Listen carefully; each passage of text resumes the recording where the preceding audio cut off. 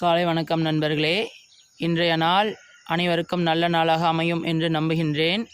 இன்றைய உலகச் செய்திகளின் முக்கியமான செய்தி என்னவென்றால், இஸ்ரேல் இராணுவம் ஐநா சபையில் தெள்ளத் தெளிவாக சொல்லியுள்ளது, தீவிரவாதிகளை எந்த நாட்டிலும் அடைக்கலம் கொடுத்தால் நாங்கள் தாக்குதல் நடத்துவோம், எங்களுடைய பாதுகாப்பிற்காக தாக்குதல் நடத்துவோம் என்று ஆணித்தரமான பதிலை அளித்துள்ளது.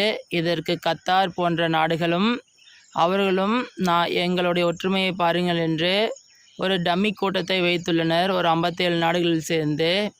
இதில் 2 நாடுகளை தவிர மற்ற அனைத்து நாடுகளுமே அமெரிக்காவுடைய கைப்பாவையில்தான். ஈரான் மற்றும் யமன், அதாவது ஹவுதிக்கள் ஆளக்கூடிய பகுதியில் இருவரும் தான் வீரமிக்கவர்களே தவிர மற்ற அனைத்து நாடுகளுமே கோழைகள்தான். அவர்கள் ஒன்றும் பெரிதாக இதுக்கெல்லாம் ரியாக்ட் பண்ண மாட்டார்கள். அவர்கள் இந்த பிரச்சனையை சுமூகம் முடித்து விடுவார்கள். அத்துடன் ரஷ்யா உக்ரைன் பிரச்சனைக்கு முக்கிய தீர்வு என்பதே அந்த இரு நாடுகளும் அமர்ந்து பேசினால் மட்டுமே. இல்லை, இது 3ஆம் நாடு 4ஆம் நாடு தலையிட்டால் இந்த சண்டை வளர்ந்து கொண்டே செல்லும். ஒரு காலகட்டத்தில் அணுகுண்டின் மூலியமாகவே இதற்கு தீர்வுகள் கிடைக்கும். நேபாளத்தில் புதிய அமைச்சரவையை தேர்ந்தெடுக்கும் வரை முன்னாள் நீதிபதியை இடைக்கால பிரதமராக அமைத்துள்ளனர்.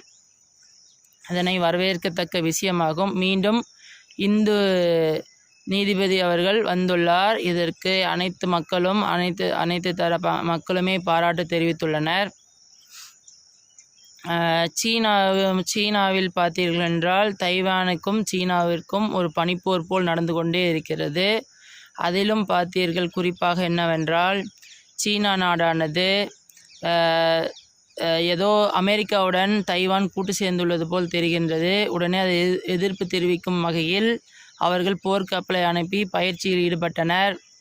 அமெரிக்காவில் நேற்றைய தினம் ட்ரம்பிற்கு நெருக்கமானவரை துப்பாக்கியில் சுட்டனர். இன்று இந்தியரை டெக்சாஸ் மாகாணத்தில் கியூபாவைச் சேர்ந்த ஒரு நபர் அருவாளால் வெட்டி அவர் தலையை தனியாக எடுத்து செல்கிறார். அமெரிக்காவோட நிலைமையே ஆப்கானிஸ்தானை போல் பல மடங்கு உள்ளது. ஆனால் அவர்கள் ஊருக்கெல்லாம் நாட்டாமை என்று கூறிக்கொண்டு தனக்குள்ளேயே குண்டு வைத்து கொண்டிருக்கின்றனர். எனக்கு தெரிந்த இந்த ட்ரம்ப் இப்படியே செய்து கொண்டிருந்தால் என்றால் எவனுமே அவருக்கு ஆப்படிக்க மாட்டார்கள். அவர்களுடைய உள்ளூர் மக்களே அவருக்கு ஆப்படிப்பார்கள்.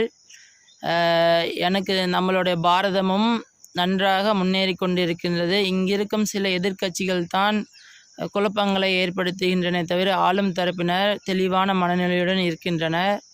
நன்றி, வணக்கம்.